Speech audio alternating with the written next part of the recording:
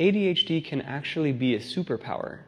There are some very successful people like Richard Branson and Elon Musk who exhibit symptoms of ADD or ADHD. They jump from thing to thing, they tend to have a lot of things going on all at the same time, multiple businesses, they want to do everything, they try a million different things, they're constantly running, constantly have their brains running.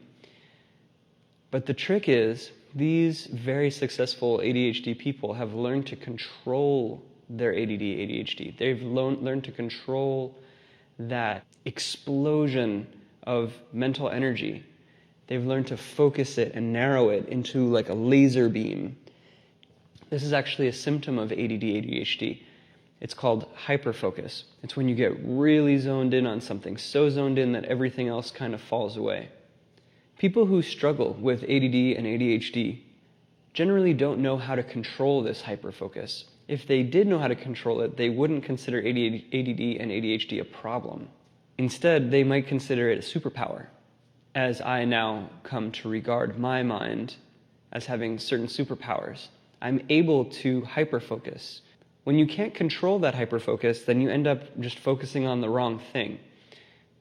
You could end up focusing on some totally meaningless thing or something that's really not productive for hours at a time, for the whole day, maybe for days or weeks or months or even years sometimes. In this course, I'm going to teach you how to control your focus, control your hyperfocus, deepen your hyperfocus, and really start to use it to your advantage.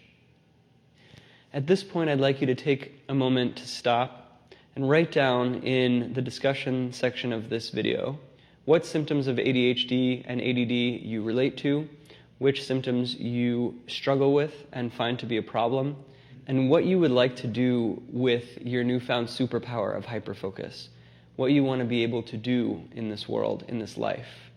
Write that stuff down, and I'll see you in the next video.